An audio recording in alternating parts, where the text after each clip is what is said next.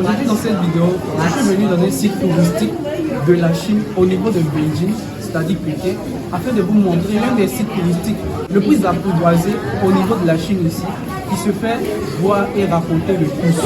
Et à travers cela, je veux vous montrer, si vous venez ici, de pouvoir visiter cet endroit, après avoir par exemple fait un achat, afin de pouvoir voir tous ces sites qui sont vraiment intéressants et à partir de cela, pouvoir tirer des leçons de business également. Parce que ce que je vais vous dire dans cette vidéo à partir de ce site, c'est qu'ils peuvent gagner de ce site par le gouvernement chinois, c'est pas croyable. Et ce sont des trucs que nous pouvons également faire dans nos pays. Donc c'est parti dans cette vidéo.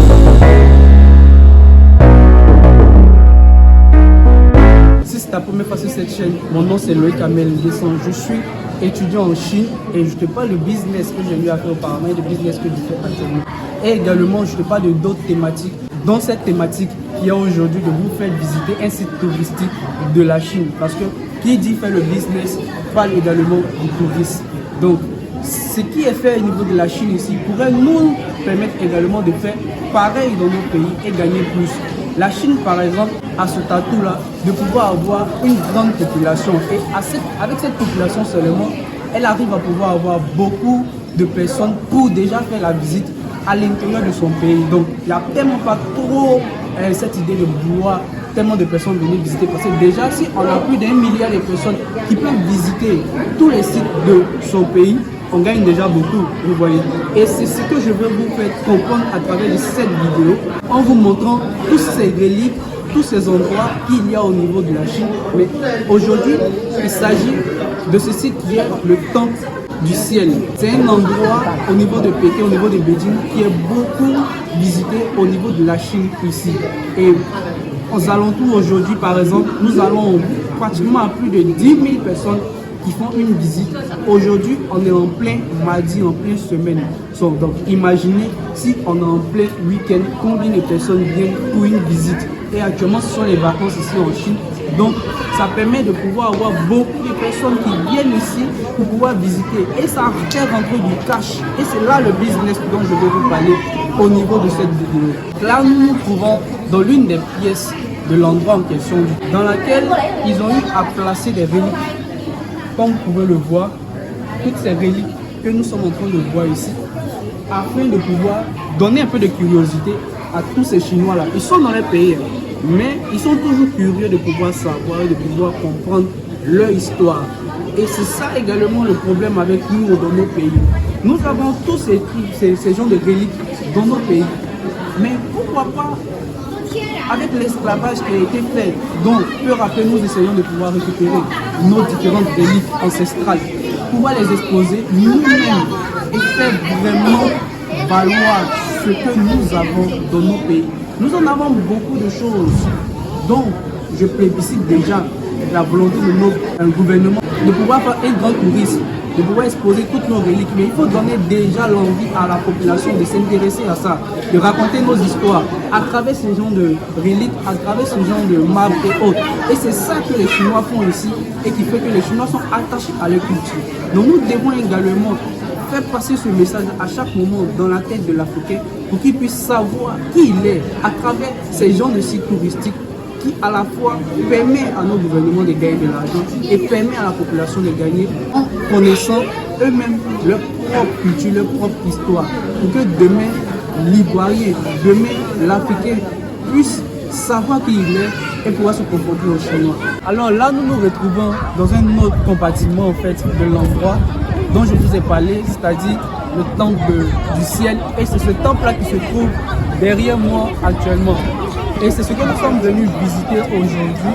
Et c'est pour cela que j'ai voulu faire cette vidéo pour pouvoir un petit peu vous parler de comment est-ce que les Chinois arrivent, ou disons le gouvernement chinois arrive à se faire beaucoup d'argent dans le tourisme. Et je pense que ce sont des leçons que nos gouvernements également dans nos pays en Afrique doivent pouvoir faire. Parce que je pense qu'après l'esclavage, après la colonisation, nous sommes passés à une autre ère. Et cette ère, elle doit nous permettre de pouvoir raconter nos histoires. Que ce soit l'histoire de l'esclavage, l'histoire de la colonisation, ça doit être entreposé dans nos différents musées. Et avoir beaucoup d'endroits touristiques où il y a eu ce genre de maltraitance ou qu'il y a eu de la joie comme de la maltraitance, mais quand même pouvoir avoir une histoire à pouvoir raconter. On en a beaucoup au niveau de notre pays, mais ce n'est pas tellement plébiscité, ce n'est pas tellement mis aux yeux de tous. Ce qui fait que même les propres Africains, eux-mêmes dans leur propre pays, ils ne s'intéressent pas véritablement au tourisme. Et ce qui est mauvais. En Chine ici, les Chinois s'intéressent à leur histoire, ils s'intéressent au tourisme. Et déjà, avant même que les étrangers ne puissent leur générer de l'argent venant de ce site touristique, les Chinois eux-mêmes à eux déjà, parce qu'ils sont nombreux, ils arrivent à déjà pallier tout ça, à gagner de l'argent. Comme je vous ai dit au départ, il y a plus de 10 000 personnes sur ce terrain aujourd'hui. Et imaginez-vous que dans la monnaie chinoise, la plus petite somme à payer pour rentrer, c'est 10 yuan. Et dans ce même endroit, ils ont fait 2 compartiments, de telle sorte que si tu veux rentrer dans les 2 à la fois, il y a son prix. Si tu veux rentrer dans un seul, il y a son prix. Et pour arriver ici, on a payé 28. Donc imaginez plus d'une dizaine de milliers de personnes qui arrivent à venir dans cet endroit et qui payent 28 yuan. Ça fait pratiquement 280 000 yuan en un seul jour. Donc imaginez chaque jour que Dieu fait, les gens qui viennent ici, qui remplissent l'endroit. Combien d'argent que l'État arrive à pouvoir générer pour pouvoir développer le pays. C'est pourquoi vous voyez comment la Chine est développée. Parce qu'il y a des sources de revenus que l'État arrive à pouvoir générer pour pouvoir développer son pays. Et d'abord, ça commence par sa population. C'est par sa population déjà que ça commence, pas par les autres.